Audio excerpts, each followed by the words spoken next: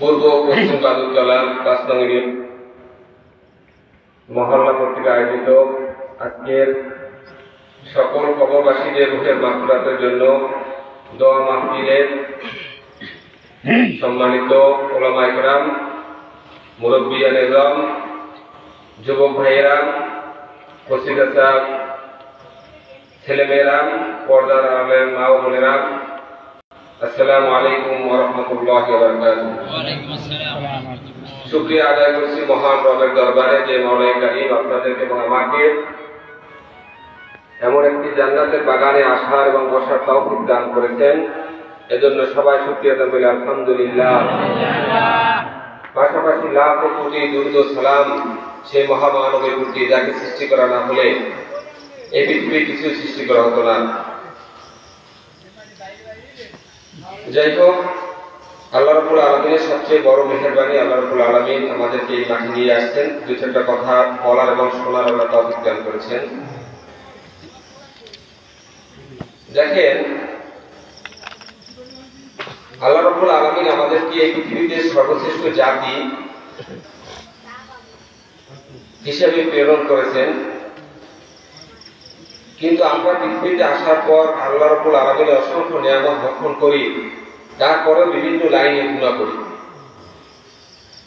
কিন্তু আল্লাহ বলেছেন, যদি কোনো মানুষকে আমি গুনাহের করার সাথে সাথে শাস্তি দিতাম, এই পৃথিবীতে কোনো মানুষই টিকে থাকতে পারত না। টিকে থাকতে পারত না, কিন্তু আল্লাহ রাব্বুল আলামিন মানুষের গুনাহ করার পর অবকাশ দেন যে বান্দা তাওবা করে ফিরে আসবে, যে তাওবা করে ফিরে আসুক। আল্লাহ এতটুকু অবকাশ দেন যাতে করে মানুষটা গুনাহগার হয়ে কবরে না যায়, সেজন্য জান্নাতি মানুষ নিয়ে কবর যাইতে পারে, এই সুযোগ আল্লাহ দিয়ে দেন। সুবহানাল্লাহ। তো যাই হোক, রাসূল সাল্লাল্লাহু আলাইহি ওয়াসাল্লাম একটা হাদিস সাহাবায়ে কেরামদেরকে মুখস্থ করতে বলছেন। এর আগে আল্লাহর নবী সালাসাতুন উকসুমু আলাইহা, তিনটা বিষয়ে শপথ করেছেন। তিনটা বিষয়ে যে শপথ করেছেন, এরপরে হাদিসটা আল্লাহ নবী বলেছেন, আর সাহাবায়ে কেরাম রাদিয়াল্লাহু তাআলা আলাইহিম আজমাইনদেরকে হাদিসটা মুখস্থ করতে বলেছেন। তো যাই হোক, এর মধ্যে এক নম্বর হলো আল্লাহর নবী শপথ করে বলেন, মা নাকাসা মালু আবদিন মিন সাদাকা, সদকা করলে সম্পদ কমে না, বরং সদকা করলে সম্পদ বৃদ্ধি পায়। এজন্য যাকাত শব্দের প্রথম অর্থ হলো বৃদ্ধি পাওয়া, কমে যাওয়া নয়। আমাদের মধ্যে অনেক মানুষ আছে চিন্তা করে যে সম্পদ যদি আমি দান করি, সদকা করি, তাহলে মনে হয় এর দ্বারা আমার সম্পদ কমে যাবে। না না, বরং সম্পদ সদকা করার দ্বারা আল্লাহ রাব্বুল আলামিন আপনার সম্পদ পবিত্র করে দেন, আর এর মধ্যে বরকত দেওয়ার কারণে ওই সম্পদ আস্তে আস্তে বৃদ্ধি পায়। সুবহানাল্লাহ। দেখবেন যে মানুষরা সঠিকভাবে যাকাত আদায় করে না, সম্পদ সদকা করে না, দান করে না, ওই মানুষরা সম্পদ একভাবে না একভাবে শেষ হয়ে যাবে। হয় ডাকাতি নিয়ে যাবে, না হয় কোনো না কোনো কায়দায় হয়তো বা ঘর করে যাবে, কোনো না কোনো কায়দায় আল্লাহ রাব্বুল আলামিন সম্পদ এক পর্যায়ে নিয়ে যাবেন। এজন্য রাসূল সাল্লাল্লাহু আলাইহি ওয়াসাল্লাম যে বিষয়টা শপথ করে আল্লাহ নবী বলেছেন, মা নাকাসা মালু আবদিন মিন সাদাকা, আল্লাহ নবী বলেন সদকা করলে সম্পদ কমে না, বরং সদকা করার দ্বারা বান্দার সম্পদ আল্লাহ রাব্বুল আলামিন বৃদ্ধি করে দেন। দেখেন, কোরআনে হাকিমের ভিতরে আল্লাহ বলতেছেন, লান তানালুল বিররা হাত্তা তুনফিকু মিম্মা তুহিব্বুন ওয়া মা তুনফিকু মিন শাইইন ফাইন্নাল্লাহা বিহি আলীম।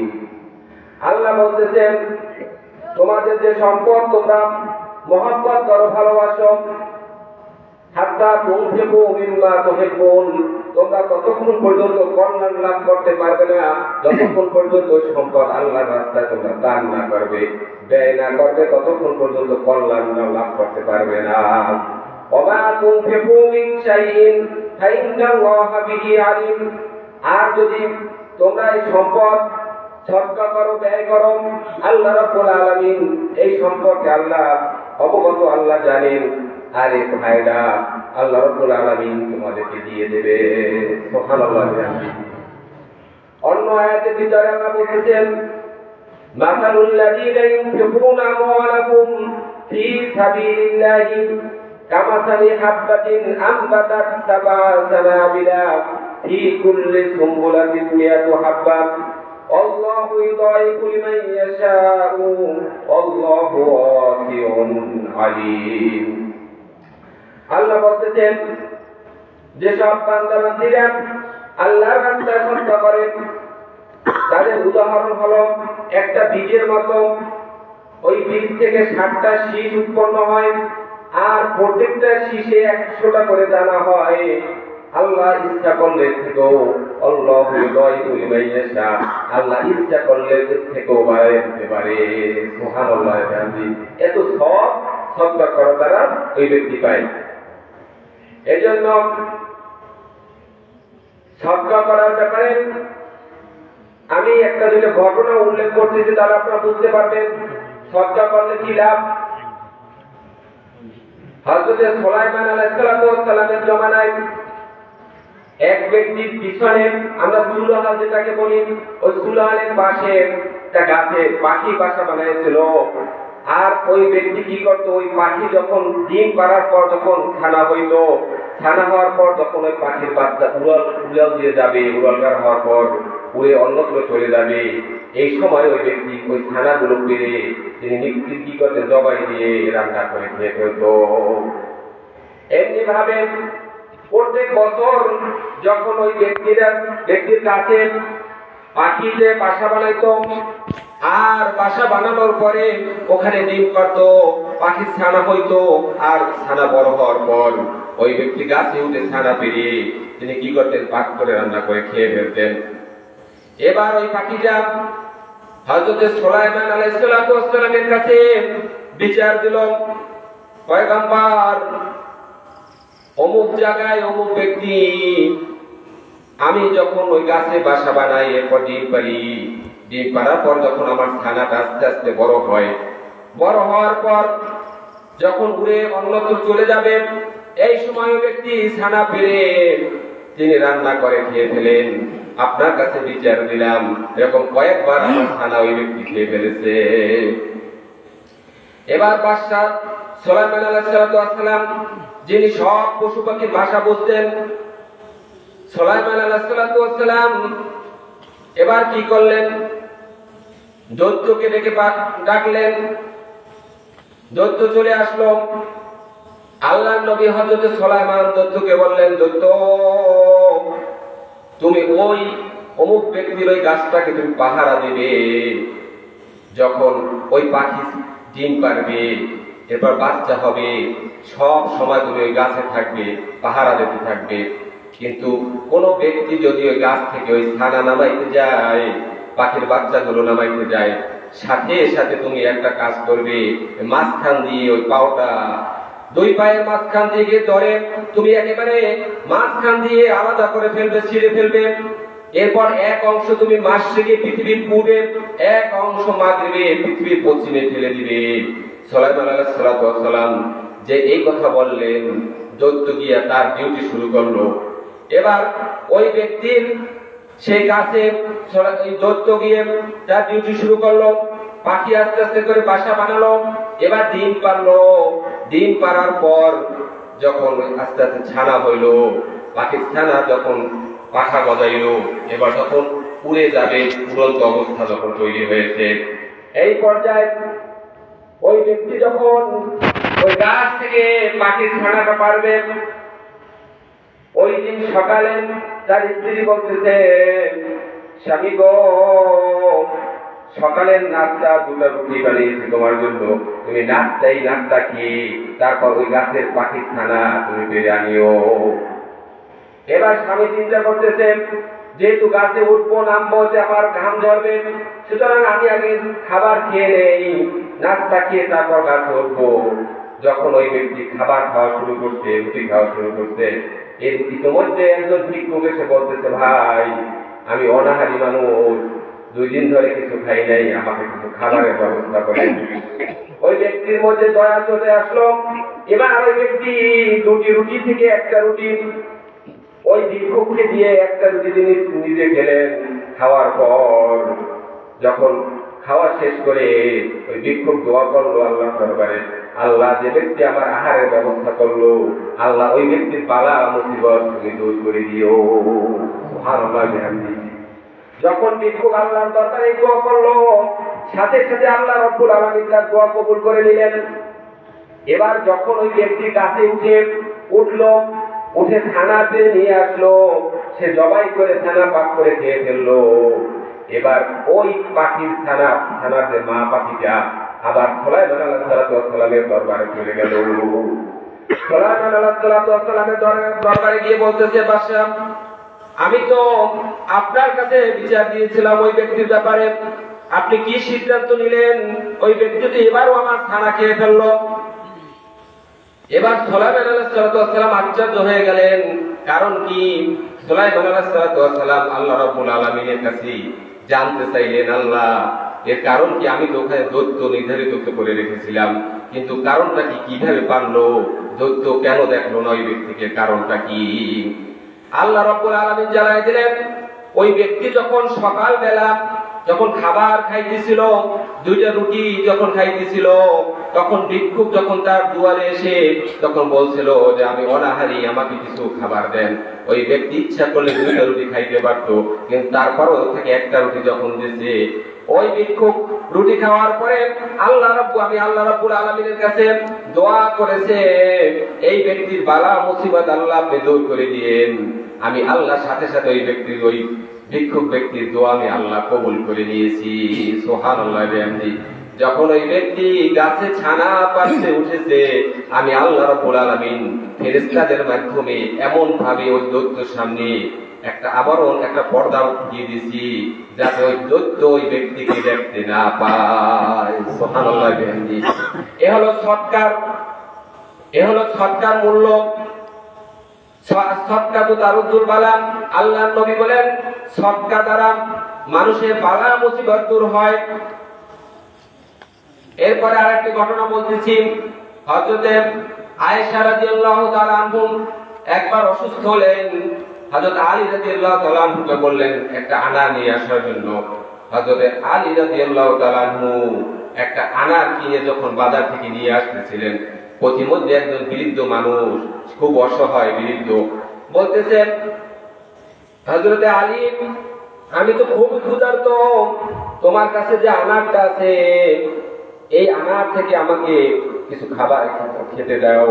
এবার আলী রাদিয়াল্লাহু তাআলা আনহু ওই আনারটাকে অর্ধেক করে ওই লোকটাকে খেতে দিলেন। অর্ধেক খাওয়ার পরে এবার ওই বৃদ্ধ লোকটা বলতেছে, হযরতে আলী আপনি যদি বাকি অর্ধেক আমাকে খেতে দিতেন, তাহলে আমি আল্লাহ রাব্বুল আলামিনের শুকরিয়া আদায় করতাম, আপনার জন্য দোয়া করতাম। এবার আলী রাদিয়াল্লাহু তাআলা আনহু চিন্তা করলেন, ব্যক্তি যখন বলতেছে আমি দিয়ে দেই, আলী রাদিয়াল্লাহু তাআলা আনহু বাকি অর্ধেকও দিয়ে দিলেন। সুবহানাল্লাহ। এবার আলী রাদিয়াল্লাহু তাআলা আনহু বাড়িতে চলে আসলেন। আসার পরে যখন দরজায় দাঁড়াইলেন, দরজায় দাঁড়িয়ে এবার লজ্জা পাইতেছেন, ভিতরে ঢুকবেন কিভাবে? হাতে তো আনার নাই, যে আনার জন্য হযরত আয়েশা রাদিয়াল্লাহু তাআলা আনহার জন্য বাজারে গিয়েছিলেন, কিন্তু এবার হাতে তো আনার নাই, কিভাবে ঢুকবেন? দরজায় দাঁড়িয়ে তিনি লজ্জা পাইতেছিলেন। ইতিমধ্যে ভিতর থেকে হযরত আয়েশা রাদিয়াল্লাহু তাআলা বললেন, স্বামী গো, আমি সুস্থ হয়ে গেছি, আপনি ভিতরে চলে আসেন। যখন ভিতরে চলে আসছে, ইতিমধ্যে হযরত সালমান ফারসি রাদিয়াল্লাহু তাআলা আনহু এই আনারের একটা হাজি মাথায় নিয়ে, একটা পাত্র মাথায় নিয়ে দরজার সামনে এসে বলতেছে, হ্যাঁ হযরতে আলী আপনি সামনে চলে আসেন। আলী রাদিয়াল্লাহু তাআলা সামনে চলে আসলেন। সালাম দেওয়ার পরে বলতেছেন, তোমার মাথায় কি? বলতেছে, আমার মাথায় তো আনারের পাত্র। এবার পাত্রটা নামানো হলো। এবার আলী রাদিয়াল্লাহু তাআলা জিজ্ঞেস করলেন, এই আনার কার? বলতেছে, এটা তো আপনার। বলতেছে, না এটা তো অন্য কারো। এবার হযরত সালমান ফারসি রাদিয়াল্লাহু তাআলা আনহু বলতেছেন, না এটা আপনার আনার। দেখেন এটা আপনারা হযরত আলী রাদিয়াল্লাহু তাআলা আনহু একটা একটা করে গুনতেছেন, কেন তিনি জানেন একটা দান করলে কমপক্ষে 10টা পাওয়া যায়। হযরত আলী রাদিয়াল্লাহু তাআলা আনহু একটা আনার দান করেছেন, চিন্তা করলেন পেলে আমি 10টা পাবো, গুনে গুনে দেখতেছেন 9টা আনার।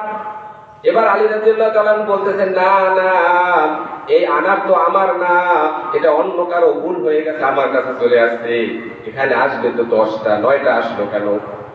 এবার হযরত সালমান ফারসি রাদিয়াল্লাহু তাআলা আনহু মুস্কি হেসে তার চাদরের ভিতর থেকে আরেকটা আনার বের করে দিয়ে বললেন, হযরত আলী আমি পরীক্ষা করার জন্য কিসের আনার বোঝার জন্য আমি একটা আনার ভিতরে গুজে রেখেছিলাম। সুবহানাল্লাহ, দান করছে একটা, কিন্তু আসছে কয়টা?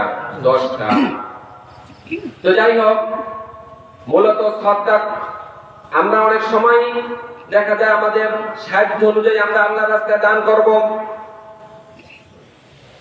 এক ব্যক্তি তিনি কি করতেন, তিনি সব সময় রাতের আধারে নেমে চুপি চুপি দান করতেন। একদিন রাত্রে তিনি দান করার জন্য, সদকা করার জন্য বের হলেন। বের হওয়ার পর তিনি এক ব্যক্তিকে ওই সদকাটা দিয়ে দিলেন, দান করলেন। দান করার পর তিনি বাসায় চলে আসলেন। পরের দিন জনসমাজে প্রচার হলো যে ওই যে ব্যক্তিকে সে দান করেছে সে ব্যক্তি চোর। এখন জনসমাজে প্রচার হয়ে গেল এক ব্যক্তি দান করেছে, সে যাকে দান করেছে সে ব্যক্তি চোর। তাহলে উনি মনে মনে চিন্তা করলেন যে আমি একজন চোরকে দান করেছি। মনে মনে ভাবলেন তাহলে ঠিক আছে, আগামী রাত্রে আবার দান করব, আবার সদকা করব। এবার ওই ব্যক্তি দ্বিতীয় রাত্রে আবার তিনি সদকা করার জন্য বের হলেন। এবার এক মহিলাকে দেখতে পেলেন, মহিলার হাতে তিনি ওই সদকা, ওই দানের অর্থটা তার হাতে তুলে দিলেন। ওই মহিলার হাতে, যে মহিলার হাতে দানের অর্থটা তুলে দিলেন, এবার যখন ওই ব্যক্তি চলে আসলেন, পরের দিন আবার প্রচার হলো যে মহিলাকে উনি দানের এই অর্থটা তুলে দিয়েছেন, এই মহিলা একজন বেবিচারিণী, একজন খারাপ মহিলা। এবার ওই ব্যক্তি মনে মনে ভাবলেন, হায় রে, গত রাত্রে আমি যাকে দান করলাম সে ছিল চোর, আজকে রাত্রে দান করলাম সে হলো বেবিচারিণী। চিন্তা করলেন তাহলে আগামী রাত্রেও আমি দান করব। তৃতীয় রাত্রে ওই ব্যক্তি যখন বের হলেন, বের হওয়ার পরে এবার তৃতীয় রাত্রে তিনি দান করলেন। তৃতীয় রাত্রে যাকে দান করলেন সেই ব্যক্তি হলো ধনী মানুষ, কিন্তু ধনী মানুষকে তো দান করা ঠিক হবে না। পরের দিন প্রচার হলো যে সে ব্যক্তি ধনী মানুষকে দান করেছে। এবার ব্যক্তি যখন রাত্রে ঘুমে মনে মনে চিন্তা করলো, হায় তিন রাত্রে আমি সদকা করলাম, যাতে রাত্রে সদকা করেছি যাতে মানুষ দেখতে না পারে, একমাত্র আল্লাহ সন্তুষ্টির জন্য, কিন্তু তিন রাত্রি প্রথম রাত্রে দান করেছি সে হলো চোর, দ্বিতীয় রাত্রে যাকে দান করেছি হলো বেবিচারিণী, আর তৃতীয় রাত্রে আমি যাকে দান করেছি সে হলো সম্পদশালী মানুষ। মনে মনে চিন্তা করে যখন ঘুমিয়ে গেলেন, এবার আল্লাহ রাব্বুল আলামিন ওই ব্যক্তিকে স্বপ্নে দেখালেন যে তোমার সদকা আল্লাহ রাব্বুল আলামিনের কাছে কবুল হয়ে গেছে। সুবহানাল্লাহ। এর কারণ হলো তোমার সদকার দ্বারা ওই যে চোর ব্যক্তি তার চুরি ছেড়ে দিবে, তোমার সদকার দ্বারা ওই বেবিচারিণী ব্যক্তি বেবিচারিণী ছেড়ে দিবে, তোমার সদকার দ্বারা ওই সম্পদশালী ব্যক্তি যিনি দান করতো না, সদকা করতো না, তোমার সদকা করার দ্বারা ওই ব্যক্তি এখন শিখে গেছে যে কিভাবে মানুষকে রাতের আধারে বা গোপনে কিভাবে সদকা করতে হয়। সুবহানাল্লাহ। ছোট ভাই আমাদের আলোচনা করেছেন যে জুলুম করা, যে ব্যক্তির উপর জুলুম করা হয়েছে এরপর সে ধৈর্য ধারণ করেছে। আল্লাহ নবী বলেন, আল্লাহর কসম করে বলতেছি, যদি কারো উপর জুলুম করা হয় আর যদি সেই ব্যক্তি ধৈর্য ধারণ করে তাহলে আল্লাহ রাব্বুল আলামিন ওই ব্যক্তির মর্যাদা বাড়ায় দেন। আল্লাহ রাব্বুল আলামিন ওই জুলুম, যার উপর জুলুম করা হয়েছে সেই ব্যক্তি যদি ধৈর্য ধারণ করে তাহলে আল্লাহ রাব্বুল আলামিন তার মর্যাদা বাড়ায় দেন। সুবহানাল্লাহ। এরপরে 3 নাম্বার ব্যক্তি হলো ওয়ালা ফাতাহা আবদিন বাবা মাসালাম। 3 নাম্বার ব্যক্তি হলো যে সম্পদ থাকার পরেও হাত পাতে মানুষের কাছে, দেখা যায় 100 কোটি 200 কোটি সম্পদ আছে, অনেক টাকা পয়সা আছে, তারপরেও মানুষের কাছে হাত পাতে। আপনারা একটু খেয়াল করবেন, আমার মনে আছে আমি একবার চাঁদপুর থেকে চিটাগাং যাইতেছি, ওখানে ওরা কি ভিক্ষুকের সেই সিন্ডিকেট আছে, ভিক্ষুকের সমিতি আছে। আমি আশ্চর্য হয়ে গেছি। আমি পরে শুনেছি এক ঘাট থেকে চাঁদপুর থেকে সেই লাকসাম পর্যন্ত এই কজন ভিক্ষু করবে, আবার লাকসাম থেকে ফেনী পর্যন্ত এই কজন ভিক্ষু করবে, আবার ফেনী থেকে এই চিটাগাং পর্যন্ত এই কজন ভিক্ষু করবে। এদের একটা স্থান নির্ধারণ করা আছে। এর মধ্যে এক ব্যক্তির কাছে শুনি অমুকের 5 তলা বিল্ডিং আছে, তারপরও সে দেখেন এখনো ভিক্ষা করতেছে। বাস্তবতা দেখেছি, আমার পাশের সিটে যে লোকটা বসা ছিল সে কসম কাছে আমি আর 1 টাকাও ভিক্ষা দেবো না। পরে স্টেশন যখন চলে আসছে, এবার দেখি একজন ভিক্ষুক আসছে, আসার পর এমন ভাবে তার পা জড়াই ধরছে, এখন টাকা না দিলে ছাড়তেছি না। ওই ব্যক্তি দিতেছে আর বলতে হাসতেছে যে ভাই পারলাম না। দেখেন ভিক্ষা করে করে 5 তলার মালিক হয়েছে, তারপরও ভিক্ষা ছাড়ে নাই। আল্লাহ নবী আল্লাহর শপথ করে বলতেছেন, সম্পদ থাকার পরেও যারা ভিক্ষা করে তারা মৃত্যুর পূর্ব পর্যন্ত ওই হাত পাতা অবস্থায় থাকে। মানে আল্লাহ রাব্বুল আলামিন তার এই যে অবস্থাটা আল্লাহ পরিবর্তন করে দেন না। আল্লাহ রাব্বুল আলামিন যা সম্পদ থাকার পরেও যে ভিক্ষা করে ওই ব্যক্তির মনের অবস্থা পরিবর্তন করে দেন না। এরপরে 3 ব্যক্তির উপর শপথ করার পরে এবার হাদিসে আল্লাহ নবী বর্ণনা করেছেন, বলেন নবী সাল্লাল্লাহু আলাইহি ওয়াসাল্লাম, ইন্নামাদ দুনিয়া লিআরবা'তি নফর, দুনিয়ার মধ্যে মানুষেরা 4 প্রকার। কয় প্রকার? 4 প্রকার। এর মধ্যে 1 প্রকার হলো আল্লাহ রাব্বুল আলামিন যাকে বিদ্যা দিয়েছেন এবং সম্পদও দিয়েছেন, বিদ্যা দিয়েছেন এবং সম্পদও দিয়েছেন। আর 1 প্রকার হলো আল্লাহ যাকে বিদ্যা দিয়েছেন সম্পদ দেন নাই। 3 নাম্বার ব্যক্তি হলো আল্লাহ রাব্বুল আলামিন যাকে সম্পদ দিয়েছেন বিদ্যা দেন নাই। আর 4 নাম্বার ব্যক্তি হলো যাকে বিদ্যাও দেন নাই সম্পদও দেন নাই, বিদ্যাও দেন নাই সম্পদও দেন নাই। আপনারা 4 প্রকার ব্যক্তি বুঝতে পারছেন কিনা? তো যাই হোক, প্রথম প্রকার ব্যক্তি হলো যাকে আল্লাহ রাব্বুল আলামিন বিদ্যা দিয়েছেন ও সম্পদ দিয়েছেন। ওই ব্যক্তির ভিতরে কোরআন এবং হাদিসের জ্ঞান আছে।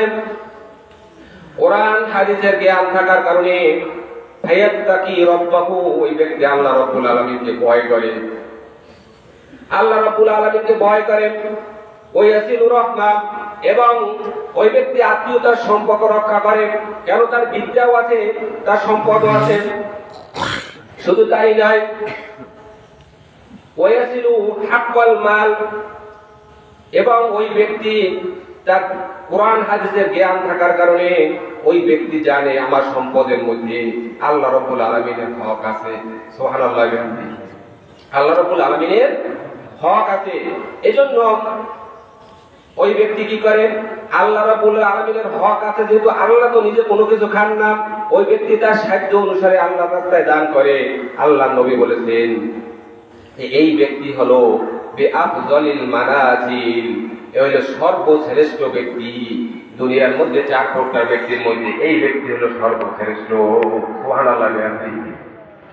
আর এক ব্যক্তি হলো যার বিদ্যা আছে কিন্তু সম্পদ নাই। অনেক দেখবেন আলেম আছে যার অনেক এলেম আছে, জ্ঞান আছে, কিন্তু সম্পদ নাই। এই এলেম এবং জ্ঞান থাকার কারণে, কোরআন হাদিসের বুঝ তার মধ্যে থাকার কারণে এই ব্যক্তি আফসোস করে আর চিন্তা করে, আমার যদি প্রথম ব্যক্তির মতো সম্পদ থাকতো তাহলে আমি তো এই সম্পদ আল্লাহ রাস্তায় দান করতে পারতাম। এবারে আফসোস করেন। আল্লাহ নবী বলেন যে এই দ্বিতীয় ব্যক্তি হলো প্রথম ব্যক্তির মতো, দ্বিতীয় ব্যক্তি হলো প্রথম ব্যক্তির মতো। আল্লাহ রাব্বুল আলামিন প্রথম ব্যক্তি যেমন শ্রেষ্ঠ, আল্লাহ রাব্বুল আলামিন দ্বিতীয় ব্যক্তির নিয়তের কারণে আল্লাহ রাব্বুল আলামিন তাকেও শ্রেষ্ঠ বানিয়ে দিয়েছেন। সুবহানাল্লাহ।